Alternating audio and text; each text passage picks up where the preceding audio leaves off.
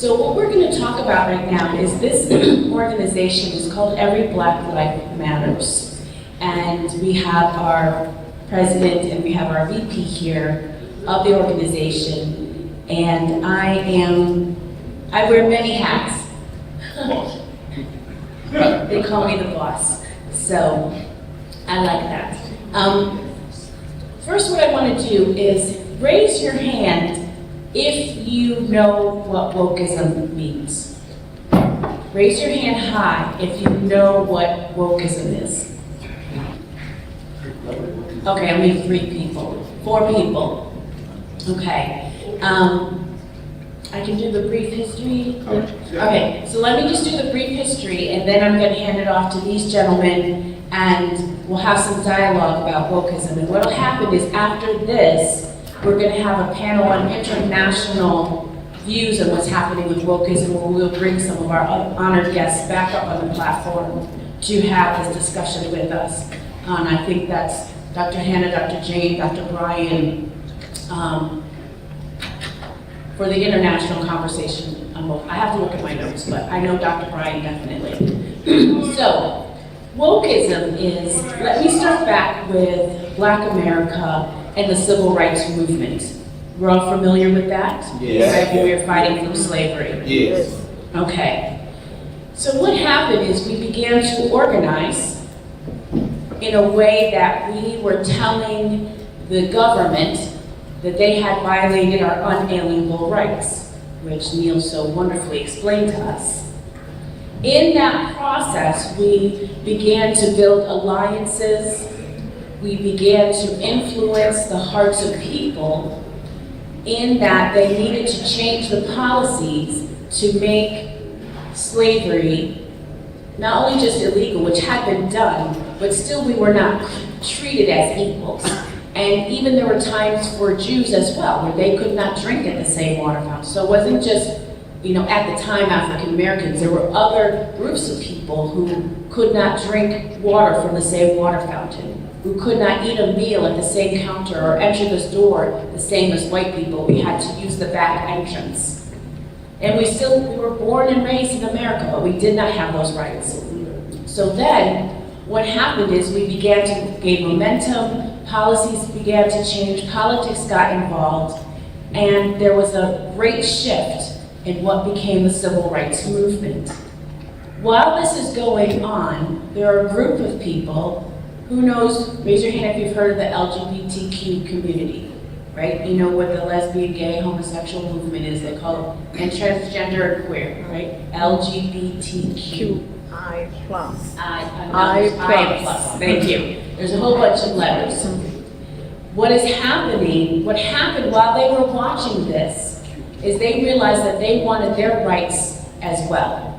They wanted the right to marry, they wanted the right to have children, they wanted to be recognized, and they were watching the way that Black America was changing the heart of a nation. But they took it one step further. As they were paying attention, what they did is they began to make sure that they got involved in politics.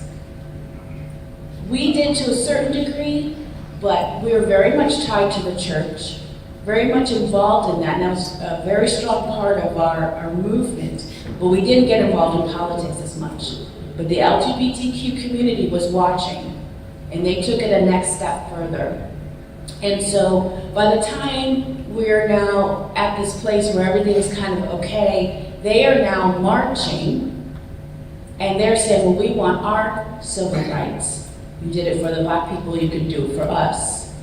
And as the church community, as the faith community, they would come to us and say, we just want to be able to have the freedom to love whoever we want. And what the faith community did was compromise. And we said, well, you know what? Whatever you do in your house, it's okay. Just don't do it out in public. And you should. You have the freedom, right? It's you can love who you want. Well, what we did was we opened the door just a little bit. And once they got that, then they said, well, now we want this right.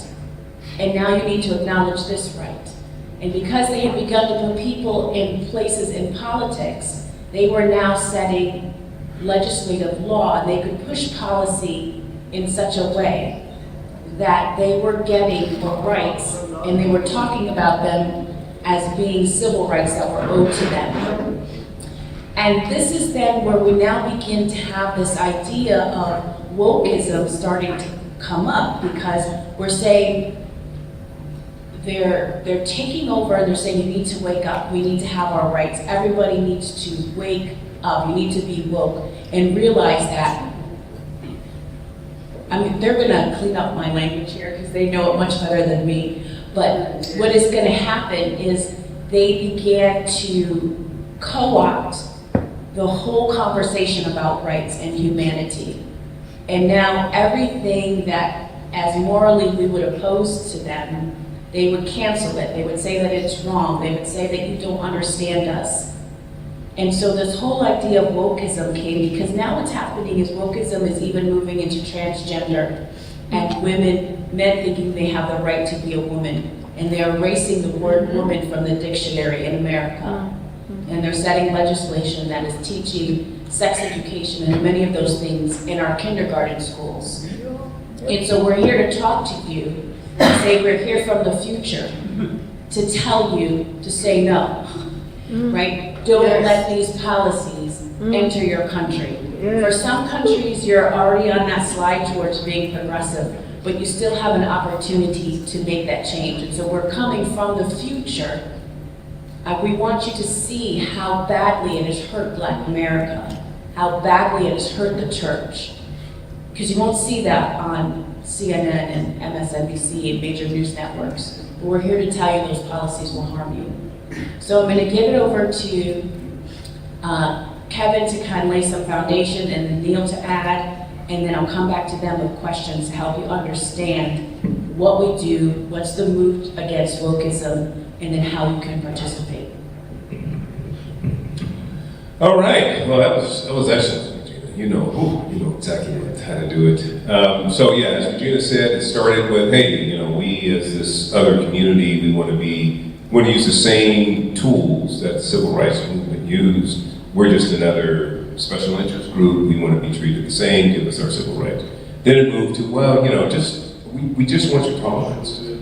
And then it moved to now they're very aggressive, hateful, and violent to anyone that would disagree with their position. So, when they were asking for just tolerate us, we just want tolerance, it's okay, we just want to be able to love and this and that. Now they're completely intolerant, they're completely divisive, they're completely oppressive, they're everything else. But wokeism as a term, it infers that you're awake, as Regina was saying. And you're awake to insensitivities. You're awake to oppressive ideas, to the oppressors. You're awake to the victimizers. You're awake to the colonization. You're awake to the intolerance. And essentially, it is a playbook for Marxism. And when you start talking about the oppressor, victimizer, and colonizer, and those types of things, it takes on a whole different tenor. It takes on a Marxist, proletariat versus bourgeoisie. Class. Yeah. And so it's the same thing. It's just they have new terms for it. So bottom line is if you're woke, you would be one of these people that say, yeah, I'm woke. I'm good with everything that's going on. I see the insensitivity, I see the injustices of this group and that group being marginalized by the colonizers, the oppressors, the Christian nationalists, the white Christian nationalists. And really what's regrettable about that is a lot of black churches, traditional religions are participating in being woke. And that's really peculiar because it's completely antithetical. In other words, the Bible, you can't make the Bible comport with what that is, because that is completely antithetical to what the Bible says, okay? So if you look at wokeism like an umbrella, what falls under it would be DEI, CRT. DEI would be diversity, equity, inclusion. CRT is critical race theory or critical theories. So they got critical gender, critical queer theory, critical legal theory. They got all kinds of theories. They're all Marxist. And then social justice would fall under that. So these are the kinds of things that you would need to accept if you're going to be woke. So, and like I said, the root of all of those things is Marxism. And it's inescapable, that's where it all comes from. It's just rooted there. And if you know anything about Karl Marx, you know anything about his mentor, Charles Darwin, you understand that these things are completely, holistically, unequivocally demonic. Inescapable demonic. There's no way you could say Marx had a little bit of, it was okay, it was right. No, pure demonism is what Marx was all about. So, and I can say more about that later, but, so that's what we're facing. You know, we're facing pure, unadulterated demonism versus, you know, righteousness. And so we at Every Black Life Matters, this is one of our things, we're standing at the tip of the spear in culture. And we're combating it wherever we see it, and we'll take on anybody on these critical subjects because we need to understand what's happening, and especially the body of Christ. So that's where we are, and that's how we position ourselves within the culture. Okay. Yeah. Yeah, I think it's also important that we understand what these rights are that they're fighting for. Because you're saying, well, why don't they have the right? Well, anything that results in disease, death, or destruction in the long term is bad for you, and God's laws are against it. So the problem with the homosexual stance, oh yeah, we have the right to be gay. Well, you do if you want to do what you want, but what they want is they want the state to affirm their actions. And the state can't affirm their actions because the average homosexual dies between 18 to 20 years earlier just because of the lifestyle. The average transgender, after they do the transition, they are 200% more likely to commit suicide. Yes. Right? Before they do it, they're 20% more likely to commit suicide. After, sorry, not 200, 2,000% more likely to commit suicide. Between the year 10 and 19, the suicide rate goes up by 20 times, not 20%, 20 times. It's actually bad for them. And not only that is they're convincing kids who are not even old enough to decide that they can drink, like 8-year-olds, that they should have their genitals removed and changed. And these are the problems you have. So anytime you see these, so people don't have a right to destroy themselves at the cost of, have society, society doesn't have a right to force people to destroy themselves, and that's what they really are doing. So they never had that right. I think it's very important that we understand that. Every single one of these issues, there are medical problems, there are physical problems, there are psychological problems with it in the long term. And that's why they don't have the right to do that. So I just want that to be clear. It's not that, oh, they're fighting for right, you're fighting for right. They're not the same things, they're completely different. One of the other things that you'll see along with wokeism is, have you heard of BLM? Who's heard of BLM? Black Lives Matter. Okay, so in America, what was it, maybe 5 years ago? Yeah, 2020. 2020. Okay, so they were a small organization that were fighting against police corruption and the fact that black young men were dying at the hands of police officers. It had nothing to do with whether the young man was a criminal or not. The point was that they were being killed, and the biggest one was Trayvon Martin back around 2020.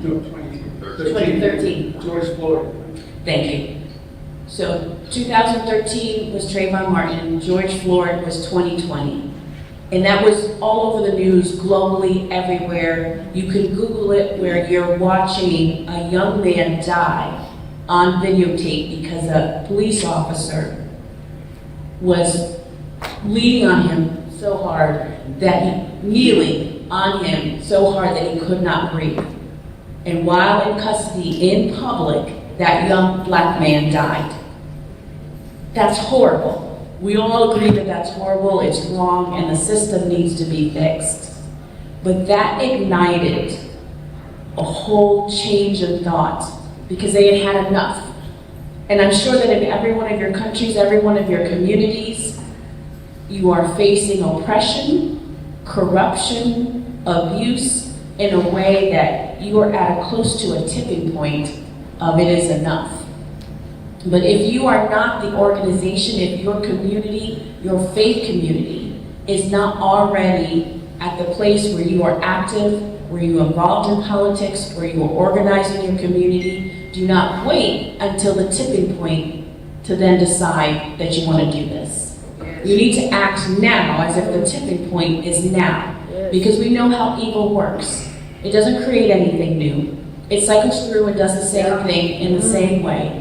It just may be a different location. So we're here from the future to tell you, get ahead of this, because we did not in America. And what we had then was BLM, this Black Lives Matter organization, and it moved globally. Everyone was wearing BLM everywhere. One of my favorites. They were everywhere talking about the rights of the poor people. But what they would do when they would riot is they would go into the black communities and riot. I understand that you're upset, but why go into your own community, tear up your local stores, set those cars on fire because you're trying to make a point? But you put people out of business. You destroy property. The very same. And so the motivation, the evil, as Kevin was talking about, is purely demonic. Why? Because when you create instability, then you show that there needs to be a change of policies in government, and we're going to bring in something that's going to be able to help you. We're going to speak to the poor people. And so they would create such a frenzy and such a movement that even the people in church, faith people, believed that they had no other option, nowhere else to go. So they linked arms with BLM. And so now we see the faith community coming into agreement with an organization that believed in abortion, an organization that believed that fathers should not be in the home, an organization that believed in Marxism, an organization that believed in transgenderism and LGBTQ rights, and were pushing that and supporting that. And what did they do? They got a lot of money. And you know that when you get a lot of money, then you can start changing things, you can start influencing things, you start marketing in a different way. And by the time the church actually awoke to it, it was too late. And now we're behind the wheel trying to get in front of it. And so we're saying to you from the future, not to let this happen. So some of the policies and important things I would ask to you, Kevin and Neil, what were some of the mistakes? What should have we done ahead of time, looking back now, right? That could have positioned the faith community where this never could have blown up to as big as it's gotten. You know, what were some of the things that we should have done, the mistakes that you can see now, that man, if we had just turned right instead of left, we could be in a different place. I thought you were going to start with Kevin. No, I'm smiling because you popped this question. I wasn't ready for it, so I was going to get it. What could we have done different? I think that even with the Trayvon Martin in 2013, there was a lot of animus and all kinds of there wasn't as much writing, but there were definitely marches and those types of things that went along with that. And so it was just awaiting another opportunity to really blow up again. And it just so happens that George Floyd, well, there were a number of other smaller ones, but George Floyd, because it was so pronounced, 9 minutes and 43 or so seconds of video of this guy losing, life, leaving this man. It had a traumatic impact on a lot of people. So I think that what we could have done is we could have built better bridges with the law enforcement community and the black community. We could have recognized that if we don't get a handle on this, all we need is another public brutality incident where our streets are going to erupt. I think that we could have or should have as well really tried to help all communities understand what Marxism is and what it's not, what social justice is and what it's not, what socialism is and what it's not. What is not is something that is benign and rightful. It sort of has a justice move to it. It is not that. It is always violent. It is, and this is Marx himself. Marx says, look, we need to, we'll do whatever, by any means necessary. We're going to turn over every existing hegemonic influence, every existing traditional thing within all these societies around the world. We're going to turn it upside down so we can position ourselves so that everybody be ready for a communist reset. And you see where we're going right now in that way. So, but the other thing is everybody needs to understand what Karl Marx said. He says, look, I care nothing about my economic philosophies. My number one goal in life is to dethrone God wherever he exists. This is Karl Marx. I want to dethrone God, is what this guy said. And we have churches that align behind Marxist ideas. Black liberation theology general, and all of this. When you say churches are aligning with Marxism, give some specifics so that even in their church, they could be like, oh, that's Marxist and it's not something I should align with. Yeah, so social justice, if you have a social justice pastor, you should go to him and say, Pastor, I'm looking at the Bible, I'm trying to figure out where social justice is. I don't see it. Can you explain it to me? What is social justice? These are things that are Marxist ideas, these are Marxist tropes that are symptomatic that we have a problem with our own theology. Either the cross is sufficient or it's not. And if it's not, we have another problem. Right? Is the cross sufficient? Now, if it's not, that's fine. Mr. Pastor, you need to sit down and get saved because you're saying the cross is not sufficient. Yeah. So, what is it? You can't have it both ways. So, here's the thing. Social justice, right, is one of the things that they would say. Or if you see them talking about liberation theology, black liberation theology, James Cone, all of his theologies, which are theologies around social activism. If you have your pastor saying, look, we need to be activists in relation to our Bible. We need to have activism as part of it because we gotta make sure we educate, and goes up. The activism, social activism is something that's a problem. If they say, socialism is kind of okay. What Marx said is, look, I don't want anybody to be, you can't just stop at socialism. The goal is not socialism, the goal is communism. Socialism is there as an entry point, but he says if you do so, the next phase is communism. That's just the entry. So you cannot be a socialist and say, well, I'm not a commie. If you are a socialist, you are a commie, period. Art stop, end of story, according to the guy who created the theology. Yes. The ideology.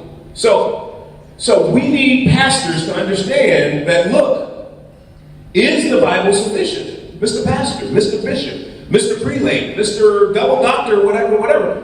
Is the Bible sufficient?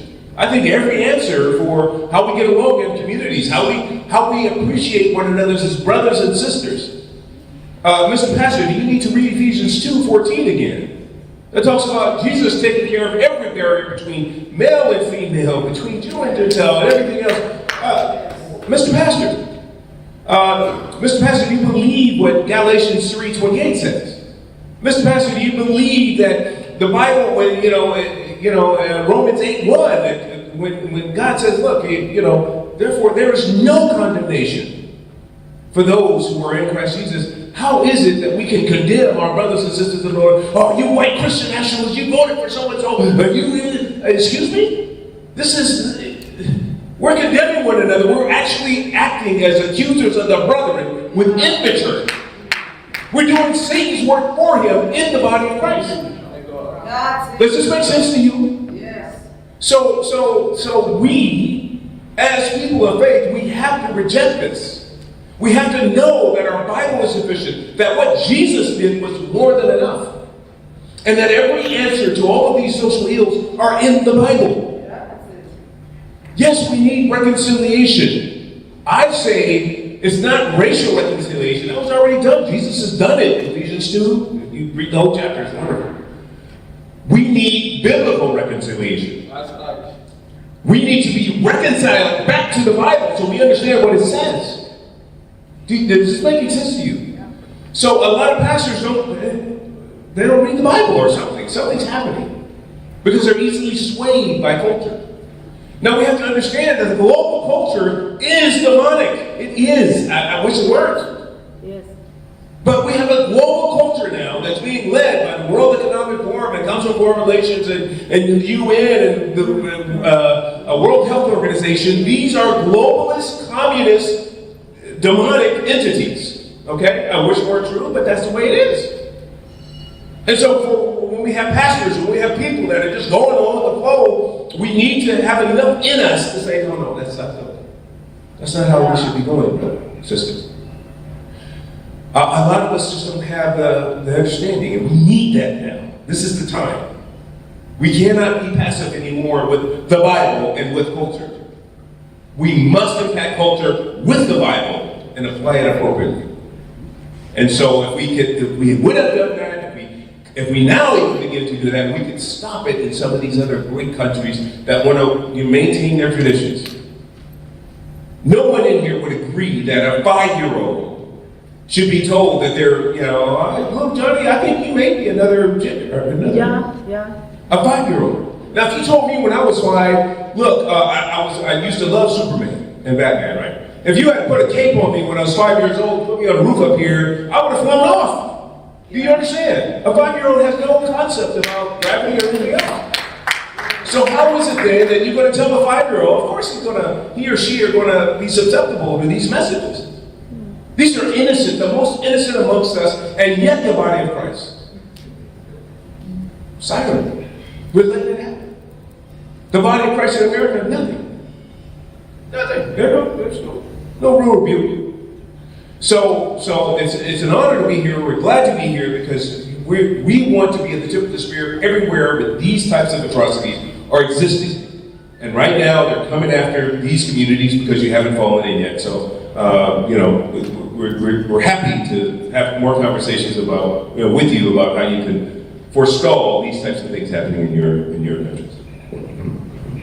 I would ask questions. Not yet, sir.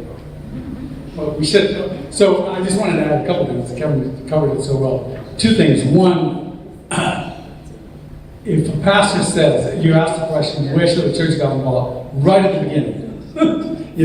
When's the best time to plant a tree? 20 years ago. When's the next best time? Now, right? So when we should have gotten involved right at the beginning, and we didn't. But I want to mention 2 things. One, if the church doesn't get involved and your pastor says something to the effect of, well, I don't know, I just need to preach the gospel. This is your answer to them. Did you know that the gospel was preached for 200 years in 2 of the most Christian nations in the world, England and the United States, and yet slavery still continued every one of those 200 years? It wasn't until men of God got involved in politics that slavery was stopped. It is not enough to preach the gospel, you must fight for justice. Yes. So that's the first thing the pastor of the church has to do. The second thing the church has to do must realize that they need to be actively looking at all these issues all the time. They have to watch for it because the devil, the wolf, is at the gate. And we seem to have forgotten about the evil of man. And we're hiding in our churches. And what was the church supposed to do? The church is supposed to be at the gates of hell. By the way, the church is supposed to be at the gates of hell. Where are the gates of hell? The gates of hell are at hell, not at our church. That means we're on the attack. It's hell that's on the defense, not the church. We're supposed to be on the offense at the gates of hell. We're storming the gates of hell. We're taking over, and they're hiding in fear inside the gates. Thank you very much.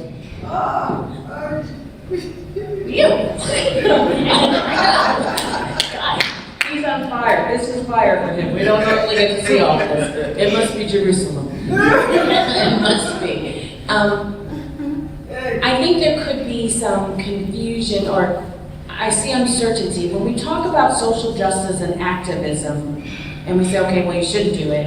And then Neil just said, well, you should be involved in politics, and you should be storming the gates. What's the difference? So, I do a talk called The Difference Between Social Justice and True Justice. True justice is protecting people's rights. Freedom of speech, freedom of liberty, slavery was a true justice issue, right? It's protecting life, the right to life. That's true justice issue. Social justice is taking goods and giving it to people. That's good. Just look at any issue and say, is this a social justice or true justice, right? LGBTQ, they want special preferences that nobody else gets. They want free transgender surgery. They want this, they want that. Critical race theory, it's again violating other people's rights. So go down the list. Are you violating other people's rights? When you advocate for something, then that's a social justice issue, and it's unbiblical and it's evil. Are you advocating to protect life, protect God's laws, protect moral laws? Then it's a real true justice issue. And that's real easy. It's really easy. You can line them up down next to each other and say, is this protecting life, liberty, and long-term health? It's a true justice issue. Is this giving goods to people, giving special needs to people, giving special privileges to people? Social justice issue, and it's evil. Okay, and we're going to transition soon into just bringing a few more people on stage, and then we will take some Q&A there.